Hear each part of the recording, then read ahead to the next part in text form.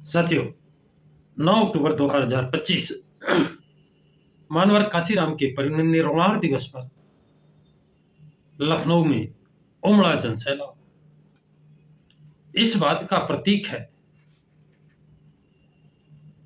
कि उत्तर प्रदेश की जनता वर्तमान सरकार की काल प्रणाली से, नीतियों से, लॉ एंड ऑर्डर से खुश नहीं है। इसी कारण एक बुलावे पर, एक आह्वान पर अपना अपना किराया लगाकर, अपनी अपनी बस बुक कराकर और एक विशाल रैली का आयोजन कर दिया, जिसका अनुमान 25 से 30 लाख भीड़ का होना बताया जाता है। इस भीड़ को देखकर बसपा सुप्रीमो मायावती के हौसले जितने बुलंद हुए, जमीन से आसमान को छूने लगे, तो दूसरी तरफ विरोधियों पार्टी के हौसले पस्त हुए, रोने लगे, चिल्लाने लगे। एक छोटी सी बात कि जो सहयोग करता है, मानवीय दृष्टिकोण से उसको धन्यवाद दिया जाता है, थैंक यू बोला जाता है, साधुवाद बोला जाता है। सपा सरकार ने अपने शासनकाल में बसपा सुप्रीमो द्वारा बसपा शासनकाल में बनाए गए महापुरुषों के स्मारक को अयाची का अड्डा बताया और बारात घर ठहरने के लिए बताया। उन महापुरुषों का कितना बड़ा अपमान सपा प्रमुख अखिलेश यादव ने किया और 9 अक्टूबर की रैली देखकर वो रोने लगे, गिड़गिड़ाने लगे। उस समय जब बसपा सुप्रीमो ने वर्तमान मुख्यमंत्री योगी को धन्यवाद दिया कि अखिलेश ने तो कोई कार्य नहीं किया था, लेकिन वर्तमान मुख्यमंत्री ने 9 अक्टूबर से पहले पार्क को, स्मारक को, इसकी मरम्मत कराकर दे दिया है, इसके लिए उनको धन्यवाद। ये बात समाजवादी पार्टी के अखिलेश यादव और उनके सहयोगियों को, कांग्रेस को बहुत नागवार लगी कि उनको धन्यवाद क्यों दिया। अरे भी तुमने क्या किया है? तुमने सिर्फ बहुजनों का नुकसान करने के अलावा, बहुजन महापुरुषों का अपमान करने के अलावा तुमने काम क्या किया है जिसके लिए तुमको कोई शाबाशी दे?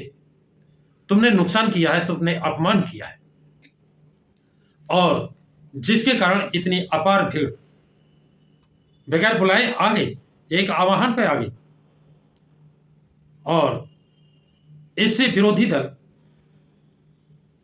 को कहने के लिए मुंह दिखाने लायक नहीं रहे, चाहे वो समाजवादी पार्टी हो, चाहे कांग्रेस पार्टी हो। साथियों, इसके बाद बिहार चुनाव आता है। बिहार चुनाव में पार्टी को समाप्त करने का, हराने का पूरा प्रयास किया गया। इसके बावजूद एक सीट जीती। ये सर्वविदित है उसको किस तरह कितना संघर्ष करना पड़ा, लेकिन एक सीट जीती और वोट बैंक में बढ़ोतरी हुई। इसके अलावा फिर केरल में जो चुनाव होता है, केरल में बसपा ने अपना जीत हासिल की, महाराष्ट्र में जीत हासिल की, और पंजाब के चुनाव में नंबर 2 की पार्टी बनकर आई। ये हौसले 9 अक्टूबर से बसपा पार्टी के बढ़ते चले जा रहे हैं, और इसी परिप्रेक्ष्य में बात 5-6 दिन पुरानी है। प्रदेश अध्यक्ष विश्वनाथ पाल अपने सहयोगियों के साथ जनपद कौशाम्बी समीक्षा के लिए गए हुए थे, और वहां पर एक पार्टी के राष्ट्रीय अध्यक्ष ने अपनी पार्टी का विलय बहुजन समाज पार्टी में प्रदेश अध्यक्ष विश्वनाथ पाल के सामने किया। हाँ, वो भी बताता हूं कौन सी पार्टी है और उसके राष्ट्रीय अध्यक्ष कौन है, ये भी बताता हूं। ये पार्टी है प्रबुद्ध जनता पार्टी, और इसके राष्ट्रीय अध्यक्ष हैं प्रतीक मौर्य। राष्ट्रीय अध्यक्ष प्रतीक मौर्य। इतना ही नहीं, उन्होंने अपने सहयोगियों के साथ अपनी पार्टी का बीएसपी पार्टी में विलय कर दिया है, और अनिल अग्निहोत्री और उनकी पत्नी सीमा देवी, जो 2022 का चुनाव विधानसभा का चुनाव कांग्रेस पार्टी से लड़ी थी और वर्तमान में वो जिला पंचायत है कांग्रेस से। उन्होंने कांग्रेस पार्टी को इस्तीफा देकर के बीएसपी पार्टी का दामन थामा है। उन्होंने इसके अलावा सुरेंद्र पटेल, इन्होंने बीएसपी पार्टी का दामन थामा है। उमानाथ पाल, इन्होंने भी कांग्रेस छोड़कर बहुजन समाज पार्टी को ज्वाइन किया है। सूरजवली शाक्य, ये आम पार्टी के जिलाध्यक्ष थे, पूर्व में रहे, इन्होंने आम पार्टी छोड़ करके बीएसपी को ज्वाइन किया है। रामू गौतम, ये समाजवादी पार्टी के अंबेडकर वाहिनी के अध्यक्ष थे, इन्होंने समाजवादी पार्टी छोड़कर बीएसपी को ज्वाइन किया है। शैलेंद्र गौतम, इन्होंने भी बीएसपी पार्टी को ज्वाइन किया है। सुभाष पाल, पूर्व जिलाध्यक्ष किसान प्रकोष्ठ आम पार्टी, इन्होंने किसान प्रकोष्ठ आम पार्टी छोड़ करके बीएसपी पार्टी को ज्वाइन किया है। और शिव गोविंद पाठक, इन्होंने भी बीएसपी पार्टी को ज्वाइन किया है। वीरेंद्र कुमार सोनकर, इन्होंने भी बीएसपी पार्टी को ज्वाइन किया है। राजेश कुमार उर्फ पिंटू पाल, इन्होंने भी बीएसपी पार्टी को ज्वाइन किया है। अनिल कुमार कुशवाहा, इन्होंने भी बीएसपी पार्टी को ज्वाइन किया है। दिलीप गौतम और सैकड़ों अन्य साथियों के साथ बीएसपी पार्टी को ज्वाइन किया है। ये जो सिलसिला जारी हुआ है, बीएसपी ऐसी छोटी छोटी पार्टियों को साथ लेकर के, या वो उन पार्टियों को विलय करेंगी या वो पार्टियां साथ आकर के 2027 का चुनाव लड़ेगी। 9 अक्टूबर को जो अपार जनसमूह लखनऊ में एकत्र हुआ है, अब आप देखिए मार्च महीने में कितनी बड़ी ज्वाइनिंग बीएसपी पार्टी में होने वाली है, ये आप देखते रहिए। निश्चित बीएसपी पार्टी उन लोगों को, जो लोग धोखेबाज हैं,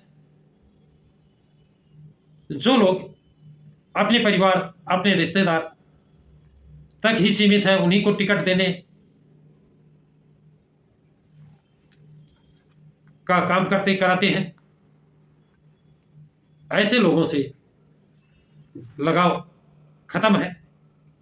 ऐसे लोगों की जरूरत नहीं है, जिनका समाज में जनाधार नहीं है, जो बिकाऊ हो चुके हैं।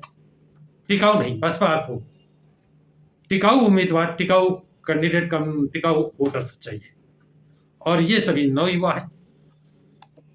मानवर काशीराम ने सर्व समाज के लोगों को टिकट दिया और एक नारा दिया था, जिसकी जितनी भागीदारी उतनी उसकी हिस्सेदारी। उस सिद्धांत पर बसपा सुप्रीमो मायावती काम कर रही है। इसलिए बीएसपी पार्टी में दिन प्रतिदिन किसी न किसी प्रदेश में बड़े बड़े नेताओं का, बड़े बड़े जनसमूह का विलय हो रहा है, पार्टी में शामिल हो रहे हैं। तो साथियों, आप लोगों की क्या राय है ये राष्ट्रीय अध्यक्ष प्रतीक मौर्य को अपनी पार्टी का विलय करने के संबंध में? और सैकड़ों लोग कौशाम्बी के जो बीएसपी पार्टी को ज्वाइन किए हैं प्रदेश अध्यक्ष विश्वनाथ पाल के नेतृत्व में, इनके विषय में आप लोगों की क्या राय है? कमेंट्स बॉक्स में कमेंट्स जरूर लिखें तथा इस वीडियो को लाइक और शेयर करें। प्रकाश की राज चैनल को सब्सक्राइब करें। जय भीम, जय भारत।